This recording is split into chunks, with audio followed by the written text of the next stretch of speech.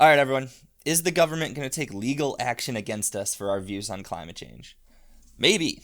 It's Andy Singer with the Heartland Institute, bringing you more from climaterealism.com. So, I'm being serious. U.S. Senator from Rhode Island, Sheldon Whitehouse, has said that the government should take legal action against climate realists, or as he says, climate denialists. Now, this is insane. But before I actually get into my views on it, let me just read for you what he said. So this comes from E&E News. He had an interview with them yesterday. I'm going to read 3 sections from the article. Section 1. Whitehouse is keen on investigating the fossil fuel industry in what he sees as a massive conspiracy of dark money hindering action on climate change. Okay, so I'm actually going to get back to that one in a bit, but I just wanted you all to keep that in mind. Now here's the more important quote. If we are not vigorously investigating that with all of the tools at our disposal, then that machinery will continue undisturbed to do its dirty work of denial and obstruction.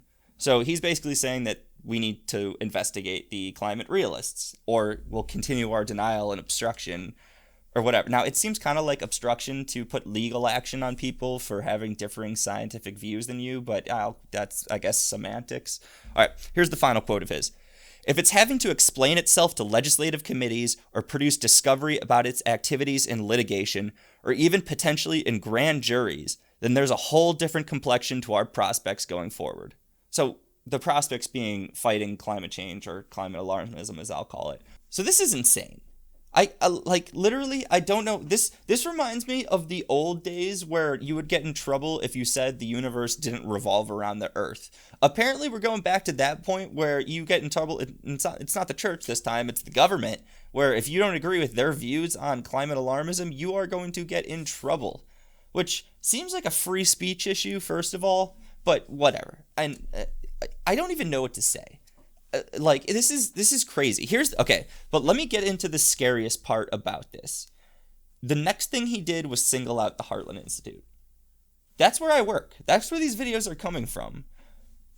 He says we should take legal action against people, and then he singles us out. If I disappear, by the way, and you never get another video again, I'll make sure you get info about my commissary account, because apparently what I'm doing is illegal, it seems like. This guy wants it to be.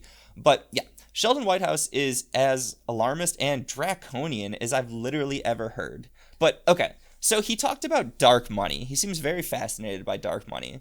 Well, let's get into the actual money behind this. The Heartland Institute operates with an operating budget of about $3 million to $7 million annually. Now, tech billionaire Jeff Bezos recently set aside $10 billion to fund climate alarmism. Now, here's the groups that money is going towards, the Bezos money.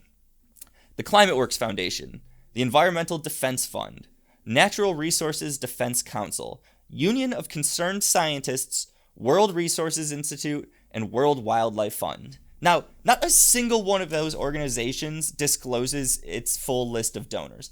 Not a single one. They're working with $10 billion right now, and we're working with $3 to $7 million. Now, where does it seem like more money is? Because it seems like it's kind of on the alarmist side. And these people know that. There's so much more money on that side than there is on ours, which is why they also attack us ruthlessly. I mean, we're more efficient with our money. We do it with less. But they attack us ruthlessly and say, oh, look at all the dark money. The dark money's over there. That's $10 billion. So what I really have to say, though, is that this is a frightening thing. Like, this is literally frightening, that the fact that someone in government wants to take legal action against someone for a view. Now, it starts with climate change, sure, which, again, even if it ends with climate change, that's insane. But this is also a slippery slope kind of thing. Once you start prosecuting people for their views on climate change or on anything, who knows where that goes? This is something that anyone who believes in limited government to any great degree, or just free speech to any great degree, has to push back against. Seriously. So, I'm going to do my best to send this video to him. This is insane. To Sheldon Whitehouse, that is. Again, if I disappear, I'll get you my commissary account info, and hope to keep going. It's Andy Singer with the Heartland Institute, bringing you more from climaterealism.com. Peace. Thanks for watching this video. Please subscribe to our channel and consider donating to the Heartland Institute to support more vibrant free markets, greater individual liberties, and more videos like this one.